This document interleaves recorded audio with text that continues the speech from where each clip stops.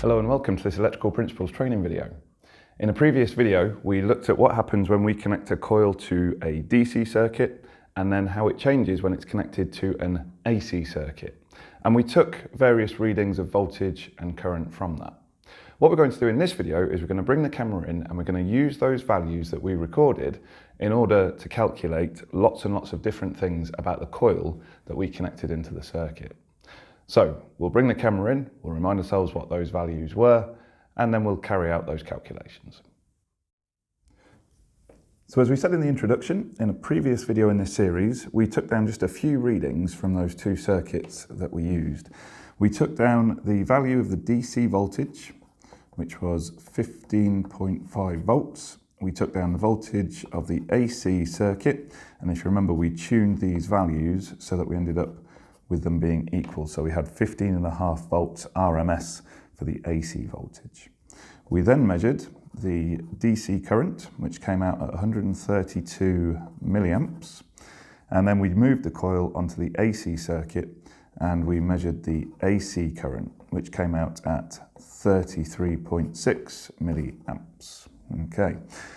Now the one piece of information that we don't currently have, and I'll give it to you now, is that the frequency of the AC waveform that we connected to this circuit had a periodic time, so a periodic time of 20 milliseconds. In other words, it was taking 20 milliseconds for that waveform to do one complete cycle of the AC waveform.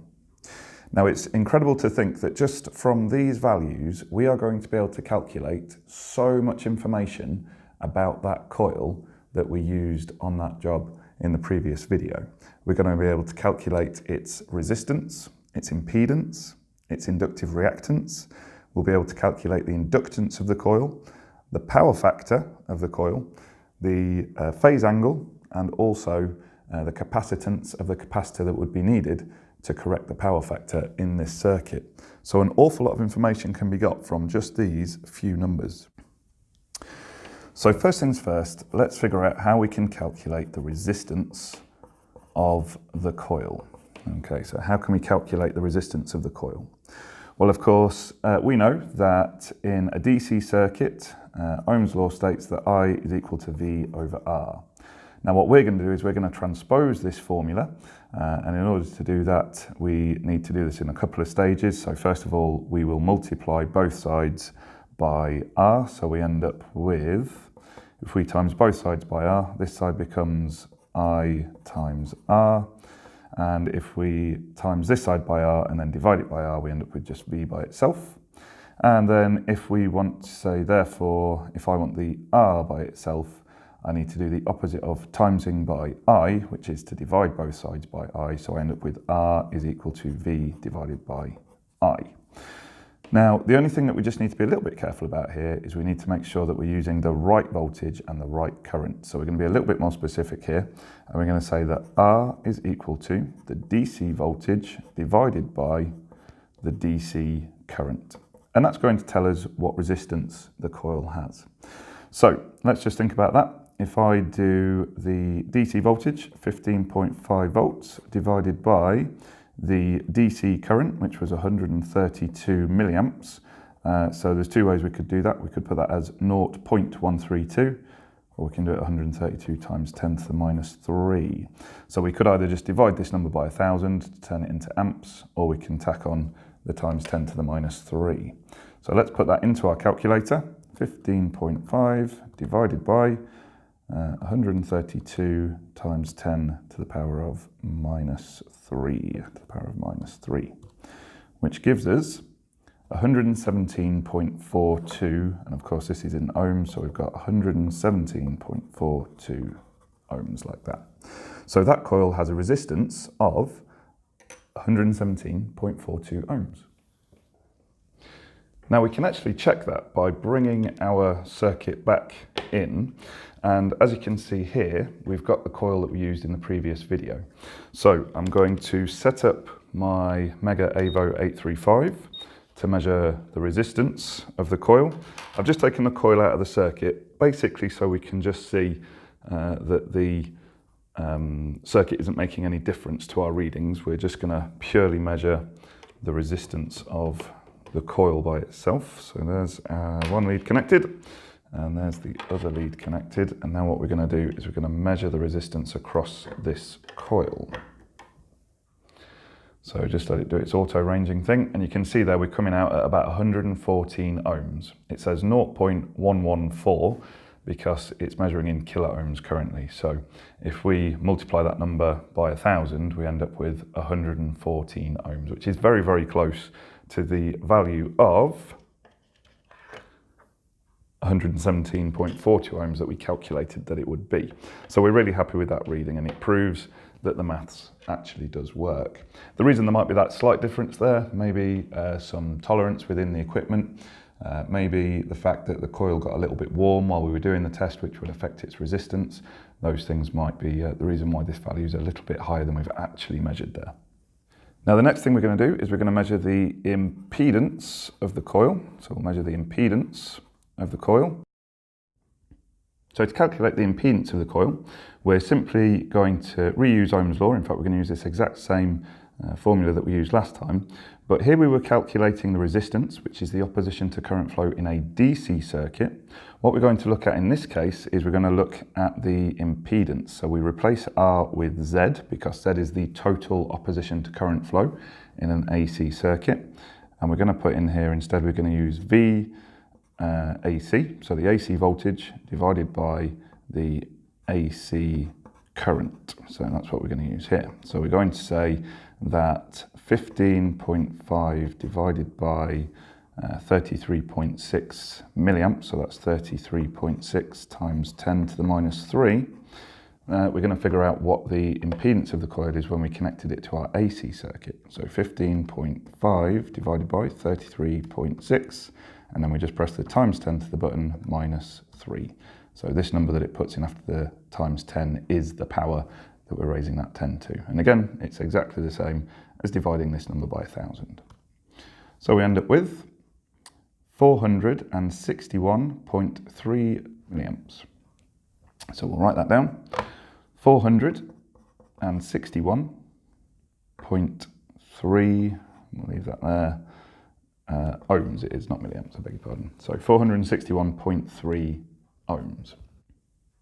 So what we've noticed is that when we connect this coil up to an AC circuit, the total opposition to current flow becomes much larger, quite a significant amount larger. And we explained the reason why that was in the last video in this series.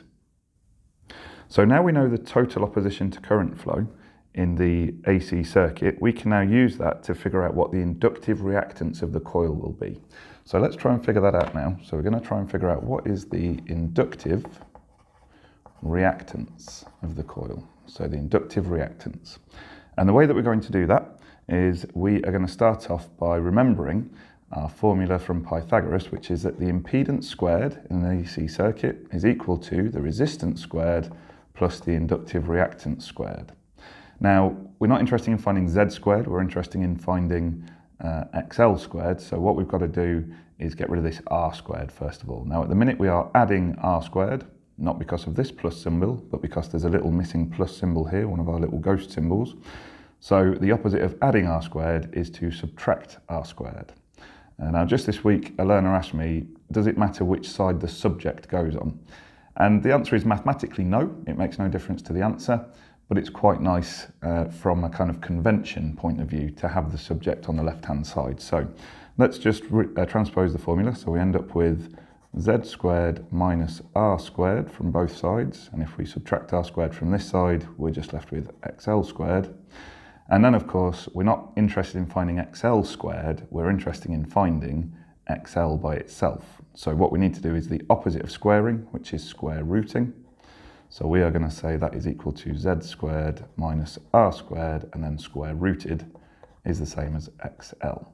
So we'll just put that down here by itself. XL equals the square root of Z squared minus R squared. And as you can see there, we've got our formula ready to go. So now all we've got to do is put in the numbers that we've already found. So we'll say that XL is equal to the square root of, I've got some numbers to put in here, so we've got the square root of 461.3 squared minus 117.42 squared.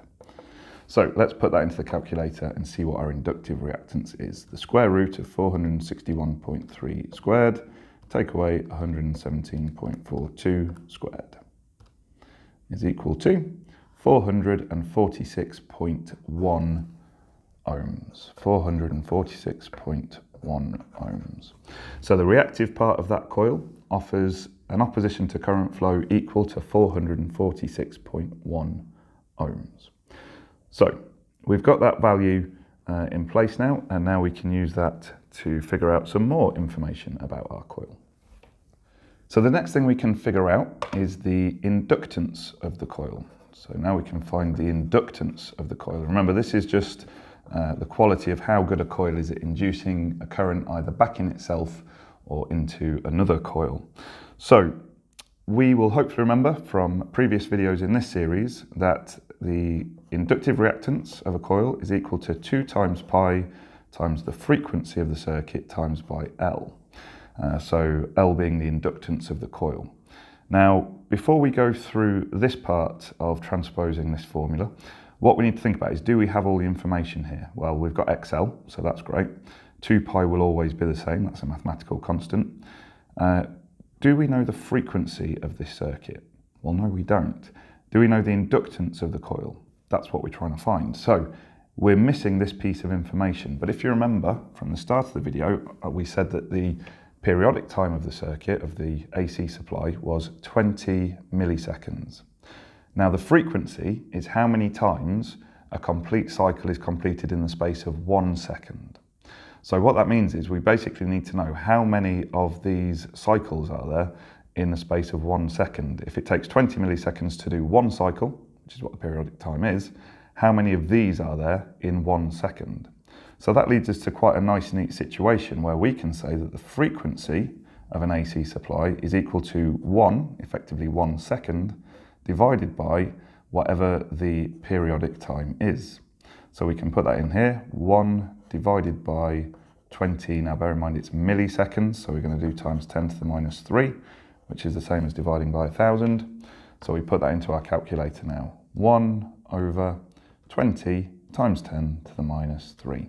And we are going to come out there with 50, which makes sense because we had this connected into a plug socket, and we know that in the UK we operate on a frequency of 50 hertz. So the frequency of this circuit is equal to 50 hertz.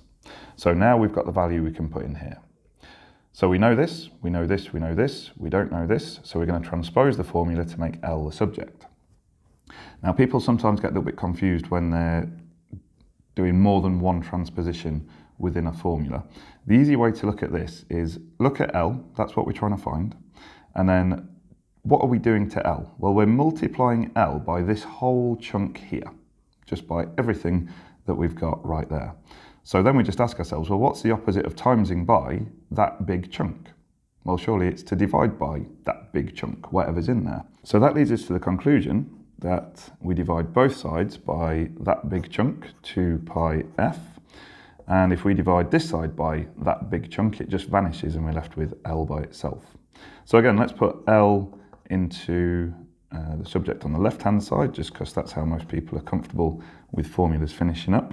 And we're going to volley into here now our values. So we found XL earlier, 446.1. And we're dividing that by 2 pi f, which is 2 times pi times 50. So we'll put that into our calculator. 446.1 divided by 2 times pi times 50. And what do we come out with? We come out with 1.42 henries, effectively. So we've got 446.1 divided by 2 times pi times 50. So therefore the answer to this part of the question is 1.42 henries. So there we go. So we've found out that the inductance of the coil is 1.42 henries. So we've already discovered a lot of information about our coil, and in the following video we're going to look at information regarding power factor, phase angles and power factor correction. Thank you very much for watching.